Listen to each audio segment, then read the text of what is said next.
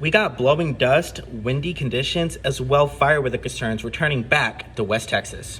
It is February 17th, 2026. We're going to have another round of breezy winds as we go throughout much of today. I think today out of the next three is going to be the breeziest. We're going to hang on to some breezy conditions as well as some cooler temperatures as we head into Wednesday and Thursday. I think Thursday we'll notice more of a at least noticeable change when it comes to the winds being a bit more on the tamer side. For today on Tuesday though, we have high wind warnings and wind advisories for our western counties. Those wind gusts range from around 50 to near 80 miles per hour, with the higher gust being up until the Guadalupe Mountains. With this, we do have a red flag warning in effect because of where the rainfall was rather lacking, especially from last week's rain event.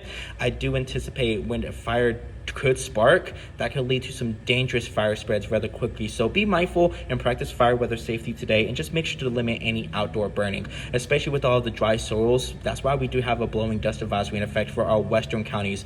I do anticipate we could even see some patchy dust, even though we're not included into the advisory, into portions of the Permian Basin, but I think it'll be a little patchy, especially as we head more into the evening hours. That's when the winds are going to peak, as they start around into the kind of late morning, around 11 a.m. to about 12 p.m. We'll see those winds continue to pick up within time throughout much of the day into the late afternoon, early evening, in which we'll keep a breeze a little bit into near the overnight hours, just shortly around 9 p.m. to 10 p.m. That's when those winds will really be able to relax, and we'll pick it up again as we head into Wednesday. It'll be a similar story in comparison to what we're going to see today, but just a bit more calmer along into portions, I think more of our western counties, even a little bit into the Permian Basin. We'll see more of a noticeable change as we head into Thursday. With this, we'll be able to have some cooler temperatures as a cold front we're going to move through tonight, bring us back into the 70s, with another cold front expected to bring us into the 50s and 60s by the weekend.